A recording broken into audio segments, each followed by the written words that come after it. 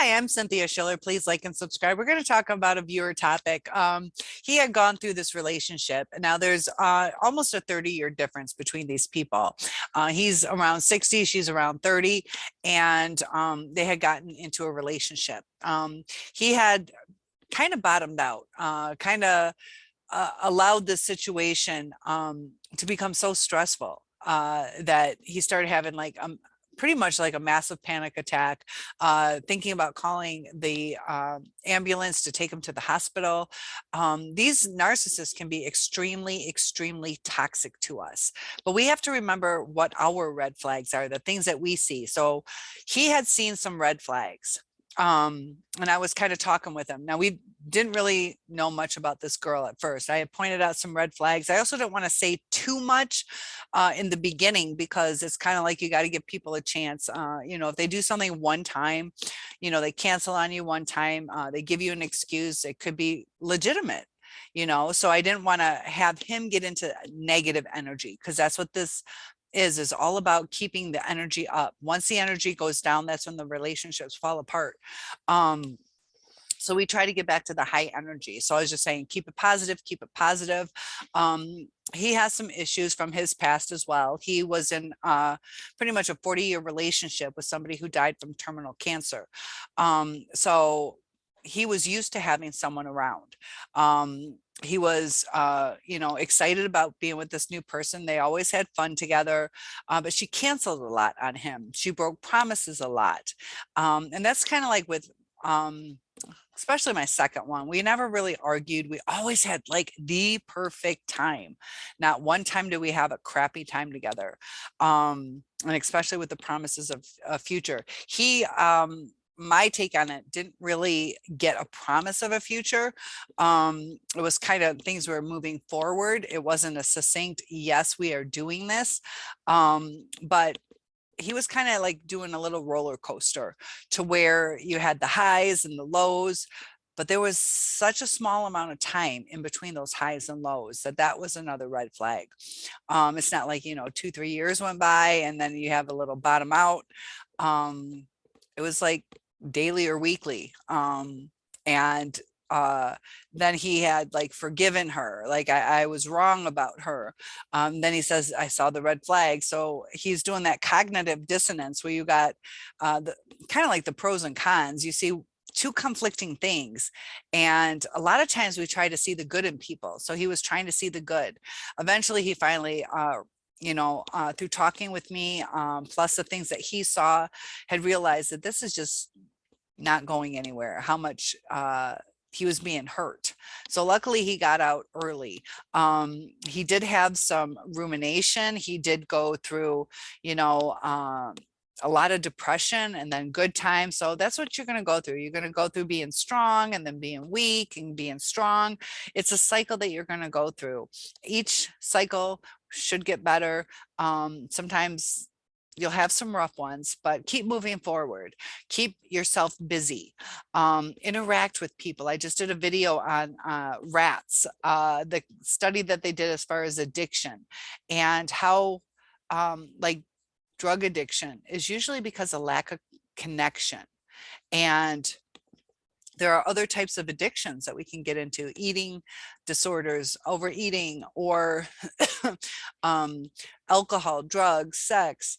So, he started keeping himself busy, and that's part of the healing process. The busier you are, the more content you'll be, but do it to where you're interacting with people, because people need that connection, not just keep them busy. When you're in self-isolation, you start to tend to go literally insane. So keep your brain healthy.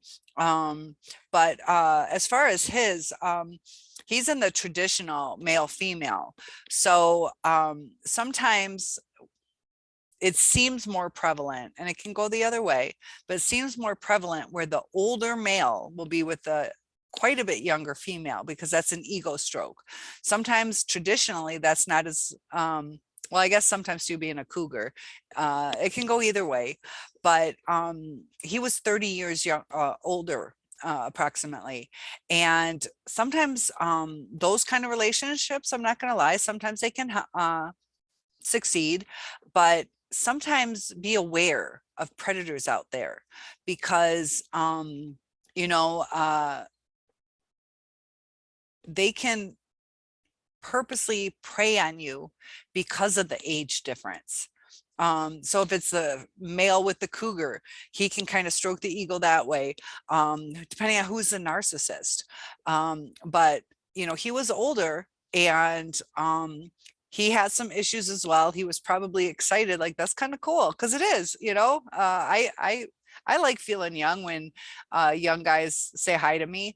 Or I had a costume business, and when the 18-20-year-olds thought that my stuff was cool, it's like, okay, cool, this generation doesn't see me making grandma clothes. So it kind of boosts your ego.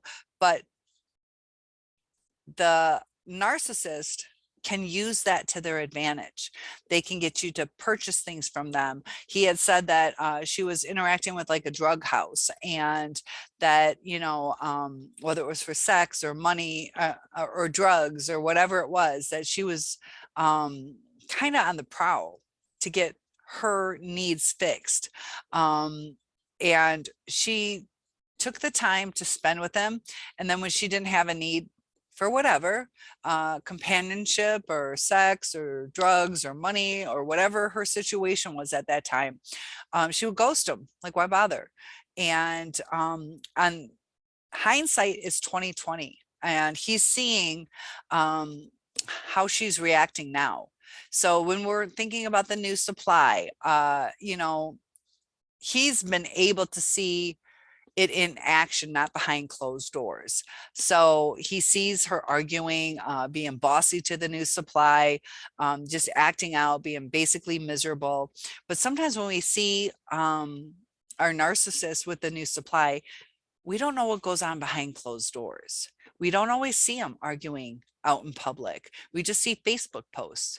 So a narcissist really doesn't change. And I just watched a video on a self-aware narcissist who, you know, states that sometimes they do know what they're doing, that, you know, they kind of, when they do try to be vulnerable. Now, these are the self-aware ones that they'll tell you, hey, this is what I'm struggling with. And then people are like, no, you can't, there's no way, you're a cool guy. And they get invalidated. So they were just vulnerable for the first time in a long time. And, you know, people hear that they're a narcissist, like they're coming clean, but this is the person that they know. So this narcissist feels invalidated, that they're like, no, this is a person I like, this is a person I know, and they don't try to delve into who the narcissist really is. So there again, they feel shunned. And you know, a lot of times that's why even try? Why even try? Like, I thought I'd finally come clean, this is who I am. And then they're like, no, I don't believe that. So, you know, the viewer that I've been talking with, though, you know, is a very giving person, and had just recently said, you know, I think that person I was with for 40 years was a narcissist. And he's starting to come out a little bit more about what that relationship is all about, a lot of the horrible things that happened. So as we go through these relationships, hindsight's 2020. We repeat a pattern too. So if you're wondering, is this new supply getting it better? Is it going to last? History repeats itself. It might last, but it will self-destruct. You can live with people, and doesn't mean it's a good relationship. Even that video I just watched, you know, they say that they try to change, but it still seeps through. It's just easier. What they're used to, it's uncomfortable, trying to change, exhausting. And the pattern that we need to change is not to go back to the same thing, not to ignore red flags, not to lower ourselves just because we're lonely or see potential. We got to take it more at face value instead of what could be. We need to look at what is. Are we being treated right? Are our boundaries being respected? Do they come forward with their promises? And I also had another comment from somebody who had said the easiest way to tell if somebody's a narcissist is to ask them, hey, would you ever marry somebody who cheated on somebody in the past? And, you know, people might say yes, kind of like, I understand people make mistakes, or they might say, no, that's a boundary for me. You know, but a narcissist, fairly often will like kind of him and haw around it. Maybe they don't want to come clean with what they did, like, oh crap, I just don't even want to talk about this because if I say it the wrong way, they might tell that I've done that in the past. Not all narcissists cheat, but they'll cheat emotionally. They'll cheat in different ways with the time, or get absorbed into their work. But if they start using word salad, or you know, they don't want to delve into things that are uncomfortable for them or that lock them into something. They like to use things against us. So if we give them any, if a narcissist gives them any direct answer, they feel it could be used against them. You know, like let's say the narcissist said, no, there's no way I would do that. And then they feel that we could say that, like, if you cheat on me, you're gone. And the narcissist, if they set those boundaries, they'll break them. And it's always like a double standard with a narcissist. They'll expect us to be there. They'll expect us to do this. They'll expect us to act a certain way, look a certain way, be faithful. But when it comes to the narcissist, you know, they want our time. They want everything from us. But unless it suits their needs, or unless they can get a supply out of it, they're not willing to do it. And there's ups and downs in relationships. Just like this viewer that I'm talking about, there were ups and downs. And he got ghosted. She wasn't there when he really needed him. She didn't see the things that were important to him. And then looking back, he sees, wait a minute, I think my 40-year relationship was also narcissistic. And he delved into this new relationship saying that he knew he was in love, and you know, the perfect woman basically, and just got wrapped up into it quickly. So when you guys move on, don't get wrapped up so quickly. Make the people work to get to know you. Don't always be available at the drop of a hat. Kind of have them kind of develop their feelings, have them kind of worry, like, you know, are they going to get back to me? Do it within a polite amount of time, but don't necessarily text them right back in 1 second. You know, if they just send you, hey,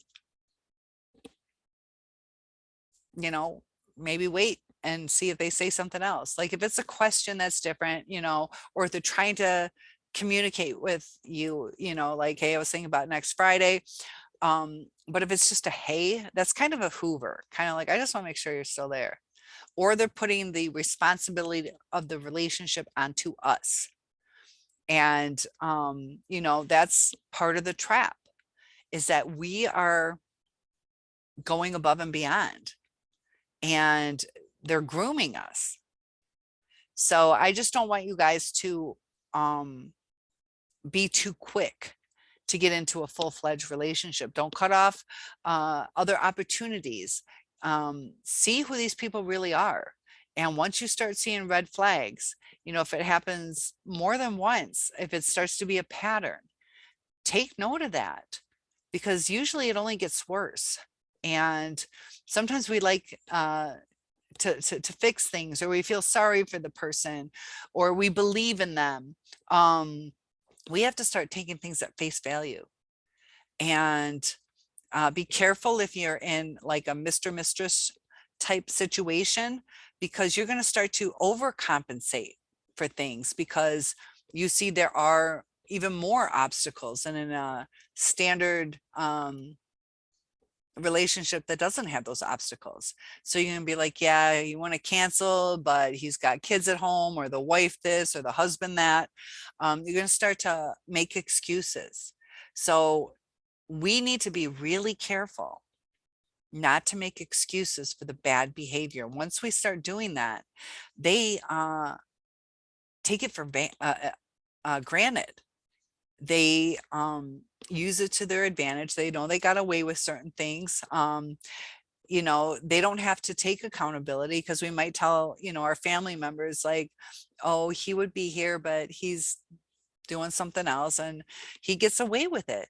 And then we're kind of setting it up as well when we're talking to family members or whoever, that this is a good person, they would have been here. So when we come crying later on and saying, you guys just don't understand, they're like, well, you told me this. And it's also turning us into liars. So when we're with narcissists, we lose who we are as a person. And it's a way to survive. And so once you're in these toxic situations, it destroys your life.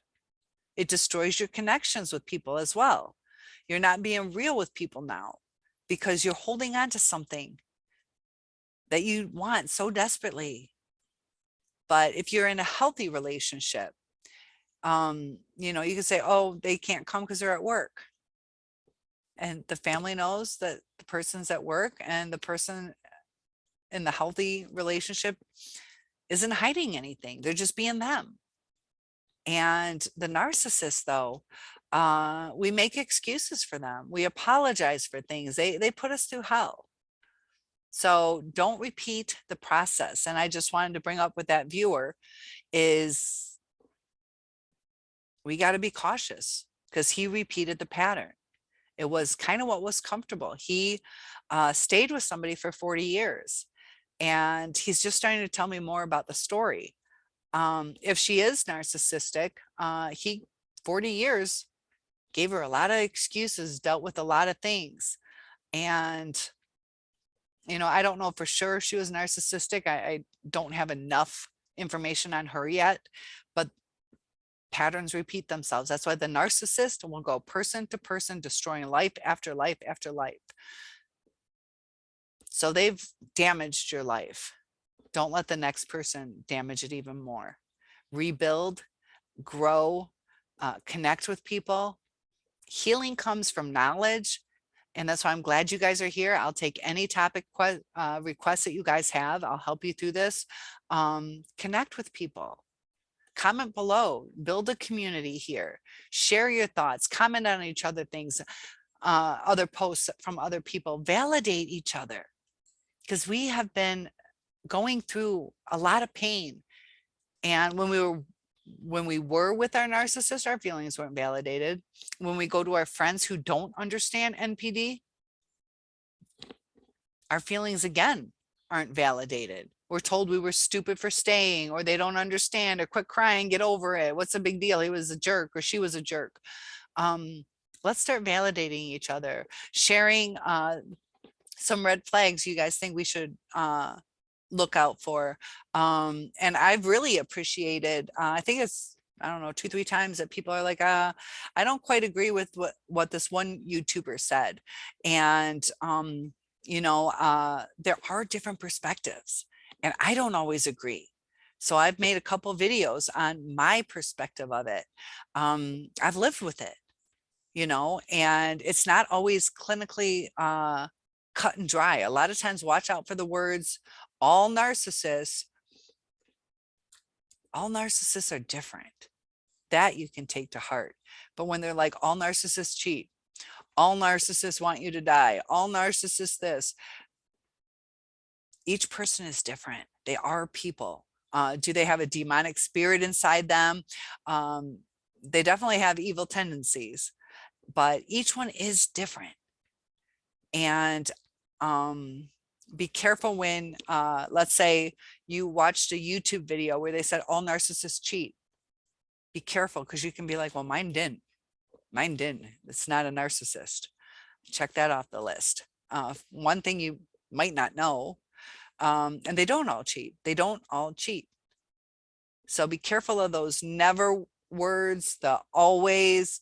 And I'm trying to be real cautious on how I say things, because we're kind of trained, like, you never call me. And they're like, I just called you last month. And the word never, we take as meaning never when we're searching for information.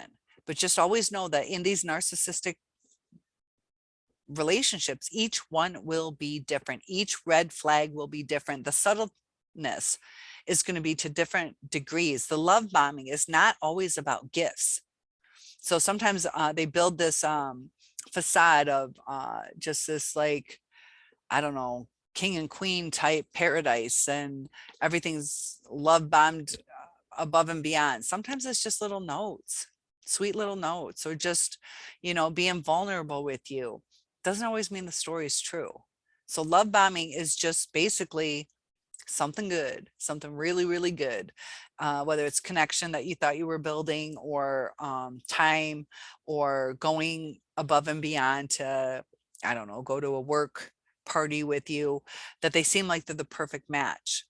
But that's a mask. That's the manipulation. They're not showing who they truly are, because as soon as they secure you, they're going to be like, I can't stand going to your work parties, or can't we just go to a concert instead? I'm sick of hanging out with people I don't know. They stop being as supportive as they were, and then they start resenting us. So even if they do continue doing those things, all of a sudden we're like, why are you resenting me? We just had a great time at the company party, and we don't realize they're resenting us. So that's how these discards happen. We're like, what did we do wrong? Because they don't communicate with us. So big hugs, keep healing. Let me know if you guys have any topics you'd like to discuss, and one-on-ones are available. Have a good night.